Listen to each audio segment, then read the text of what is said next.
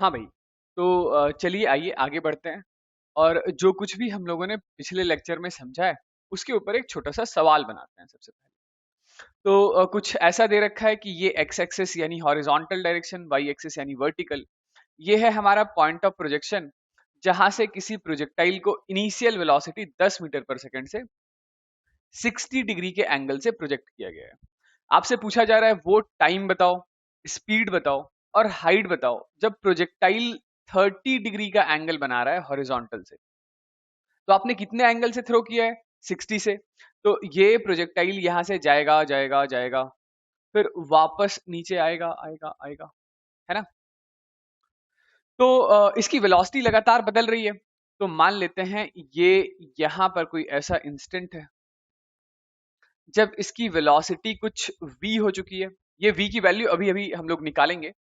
और हॉरिजॉन्टल से इसका बनने वाला ये एंगल, ये वाला जो एंगल है, ये एंगल 60 से बदल करके कुछ 30 हो गया है। ठीक है। तो ये कब हुआ है? सबसे पहले वो टाइम निकालना है। उस टाइम पर इसकी वेलोसिटी कितनी है, ये वेलोसिटी भी निकालना है। और ग्राउंड से ये जो हाइट है इसका नाम मैं कुछ y रख देता हूं, ये y भी निकालना है। चलिए एक एक करके स्टार्ट करते हैं। तो सबसे पहला काम हम लोग ये करते हैं कि जो हमारा इनिशियल स्पीड है या इनिशियल जो वेलोसिटी है उसके दोनों कंपोनेंट कर लें रिजॉल्व।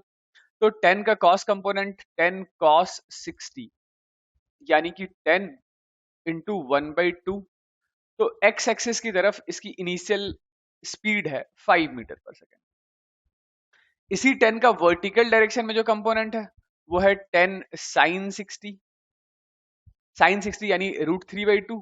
तो ये है 5√3 मीटर पर सेकेंड ऊपर की तरफ। किसी टाइम टी पर जब इसकी वेलोसिटी चेंज होकर के v हो गई है, तो v का एक कंपोनेंट हॉरिजॉन्टल डायरेक्शन में ये कितना है? तो अभी ये v cos 30 के बराबर है। और इसका वर्टिकल कंपोनेंट यहाँ पर ये v sin 30 के बराबर। ठीक है। तो हम लोगों को पता है कि हॉरिजॉन्टल डायरेक्शन में तो स्पीड बदलने से रहा, हॉरिजॉन्टल डायरेक्शन में स्पीड बदलने से रहा से मेरे कहने का मतलब है कि ये v cos 30 किसके बराबर होगा? तो v cos 30 शुरुआत की जो वेलोसिटी है 10 cos 60 यानी कि 5 मीटर पर सेकेंड के बराबर ही तो है। तो ये v ठीक है। cos 30 हो गया हमारा √3/2 and this is equal to 5। तो ये लीजिए वेलोसिटी का जवाब आ रहा है 10/√3 मीटर पर सेकेंड। तो ये हमारा वन ऑफ द आंसर आ गया है। ठीक है। यानी जिस समय वेलोसिटी हॉरिजॉन्टल से 30 डिग्री का एंगल बना रही है, तो उस समय जो नेट स्पीड या वेलोसिटी की वैल्यू है वो 10/√3 मीटर पर सेकेंड। ठीक। तो इस वर्टिकल कंपोनेंट ऑफ वेलोसिटी की वैल्यू कितनी होगी? तो ये इस समय ये जो वर्टिकल कंपोनेंट ऑफ वेलोसिटी है इसकी वैल्यू, तो ये v की जगह मैं लिख रहा हूं 10/√3, साइन 30 हो गया 1/2, यानी ये वैल्यू ऑफ वेलोसिटी है 5/√3। ठीक है। तो वर्टिकल डायरेक्शन के लॉन्ग इनिशियल वेलोसिटी पता है, वर्टिकल डायरेक्शन के लॉन्ग फाइनल वेलोसिटी यानी किसी टाइम t के बाद जो वेलोसिटी है वो पता है। एक्सेलरेशन ड्यू टू ग्रेविटी है वर्टिकली डाउनवर्ड डायरेक्शन में। तो ये टाइम निकालने के लिए हम लोग क्या करेंगे? तो टाइम निकालने के लिए velocity along y is initial velocity along y plus acceleration along y into time t लगा लेंगे, है ना। तो किसी टाइम t पर जो वेलोसिटी है वो है 5/√3, 5/√3। इनिशियल वेलोसिटी है 5√3, एक्सेलरेशन नीचे की तरफ 10 ले लेता हूं, टाइम t हमें निकालना है। तो ये लीजिए भाई, ये 10t is equal to 5√3 minus 5/√3। 5 ले लिया कॉमन, तो ये हमारे पास आ रहा है 3 माइनस 1/√3। ठीक है। तो यहां से टाइम की वैल्यू कितनी आ रही है? 5 into 2/√3 into 10।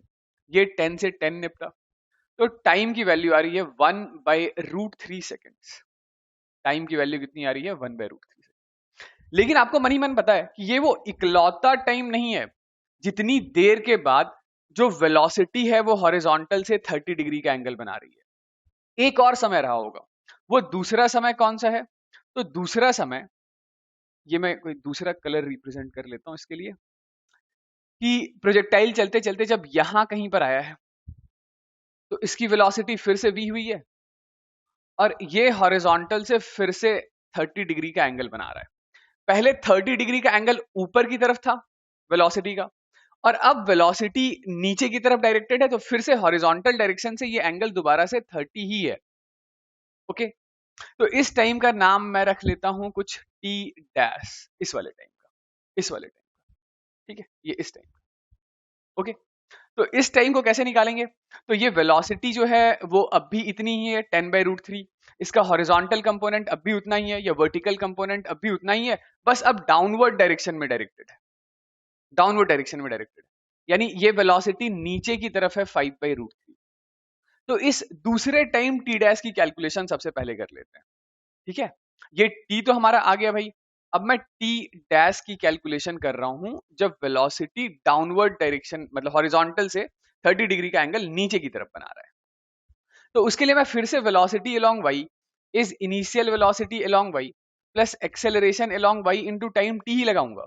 बस ये जो वेलोसिटी है ना 5/√3, ये पहले ऊपर की तरफ थी, तो यहां से हमारा समय का जो जवाब है वो 1/√3 आया था। अब मैं इसी को नीचे की तरफ लेने जा रहा हूं, यानी ये मैं लिख रहा हूं -5/√3। आई होप ये वाली बात समझ में आ रही है कि ऊपर वाली साइड हम लोग पॉजिटिव लेकर चल रहे थे और नीचे वाली साइड नेगेटिव लेकर चल रहे हैं।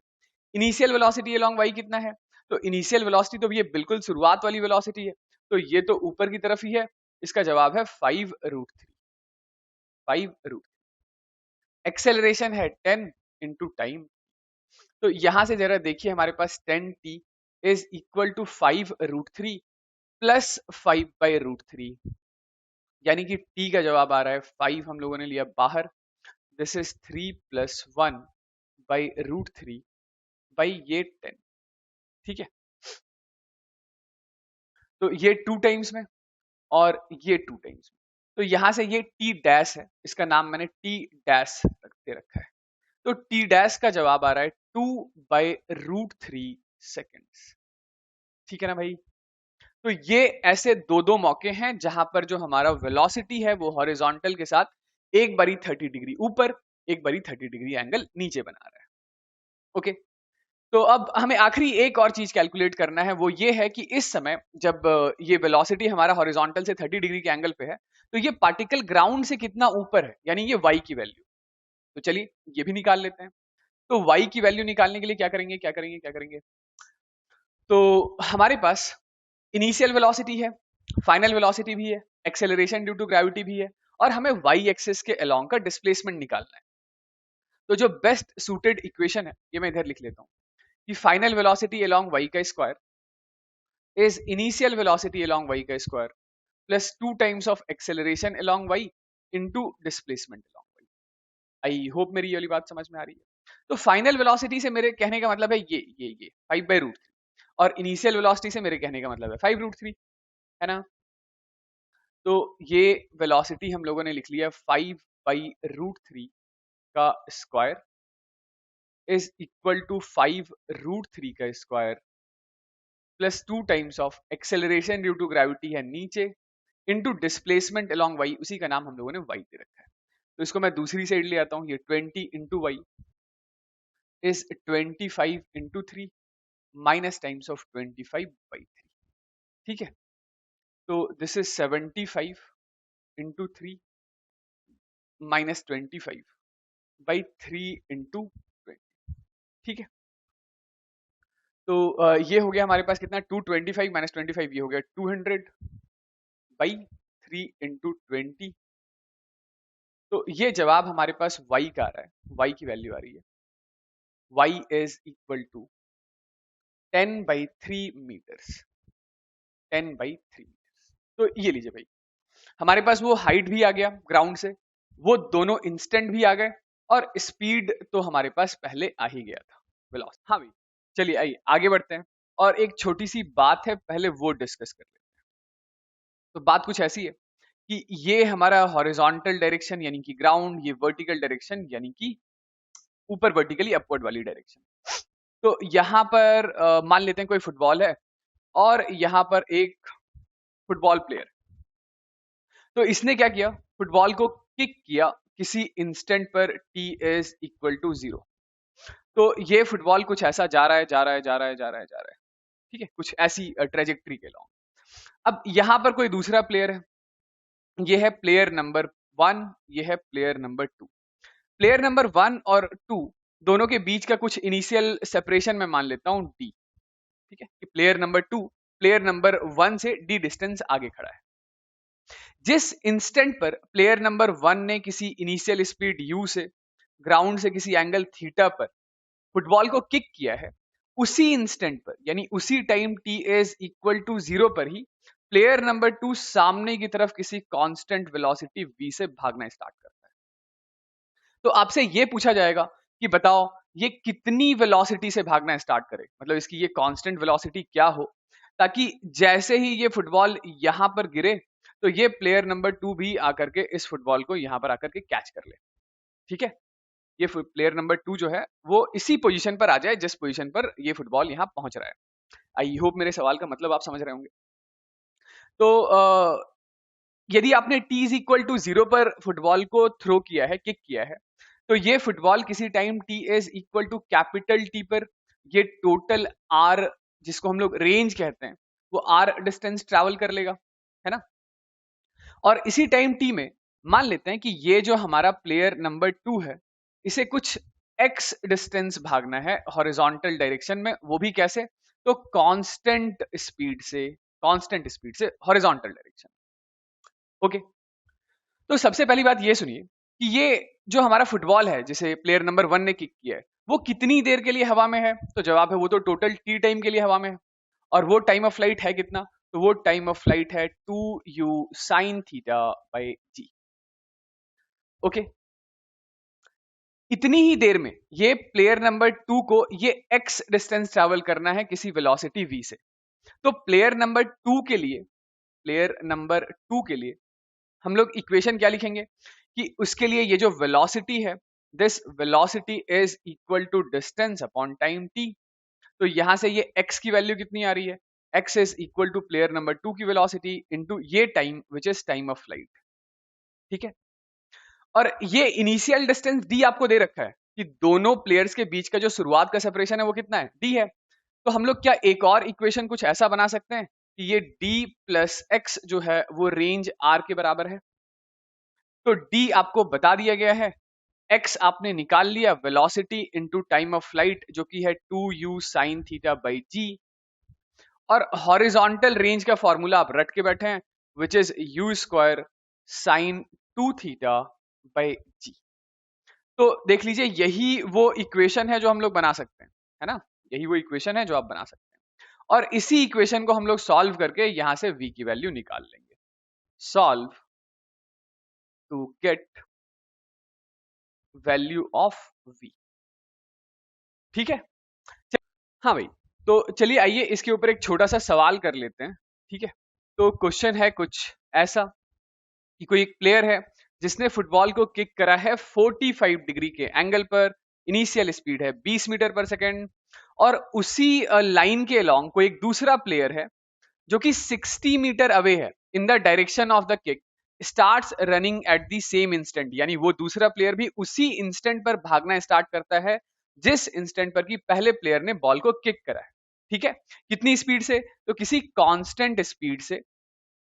तो वही पूछा जा रहा है कि वो कांस्टेंट स्पीड क्या हो ताकि जैसे ही ये बॉल ग्राउंड को किक करे तो दूसरा प्लेयर भी उसी पोजीशन पर आ पहुंचे, ठीक है। तो एक बार के लिए इस चीज को रिप्रेजेंट कर लेते हैं। देखिए ये है वो हॉरिजॉन्टल डायरेक्शन, ठीक। यहां पर रोनाल्डो यानी कि पहला प्लेयर हमारा P1, इसने बॉल को किक करा है कितनी स्पीड से, तो 20 मीटर पर सेकेंड से। कितने एंगल पर, 45 डिग्री के एंगल पर, ठीक है। ये फुटबॉल यहां से ऐसा गया गया गया गया गया और यहां कहीं आकर ग्राउंड को हिट करेगा। तो मैं पहले एक काम करता हूं, दो छोटी छोटी चीजों की कैलकुलेशन कर लेता हूं, जिसमें पहला रहने वाला है हमारा टाइम ऑफ फ्लाइट, यानी कितनी देर के लिए ये फुटबॉल हवा में है। तो टाइम ऑफ फ्लाइट का एक्सप्रेशन आप जानते हैं, ये होता है 2u sin theta by g। तो 2 ठीक है, इनिशियल स्पीड है 20, साइन थीटा यानी कि साइन 45, g यानी कि 10। ठीक है, तो ये हमारे पास आ रहा है 2√2 सेकेंड्स, 2√2 सेकेंड्स। तो ये जो दूसरा प्लेयर है इसे भी 2√2 सेकेंड तक ही भागना है किसी कांस्टेंट स्पीड से। ये वाली बात ठीक है। अब एक बार के लिए मैं ये रेंज निकाल लेता हूं, ये रेंज भाई है कितना, है कितना।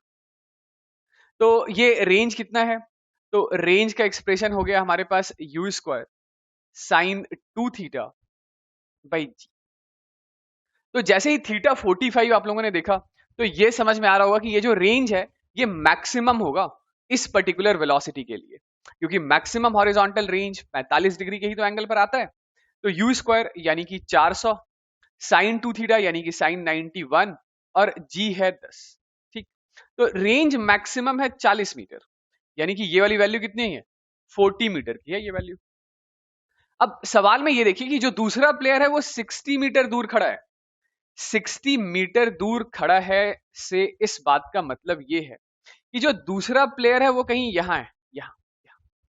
ये 60 मीटर, यानी ये वाला डिस्टेंस मैं रिप्रेजेंट कर देता हूं कि ये 20 मीटर है, ये वाला डिस्टेंस।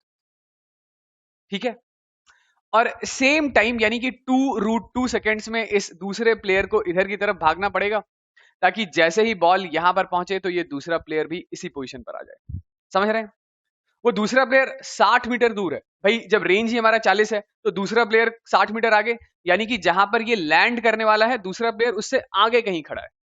ओके, तो दूसरे प्लेयर को इस 2√2 सेकेंड्स में कितनी दूरी ट्रेवल करना है, तो 20 मीटर डिस्टेंस ट्रेवल करना है।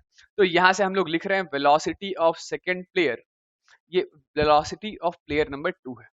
This is equal to distance upon time, क्योंकि ये तो कांस्टेंट स्पीड से भागने वाला है।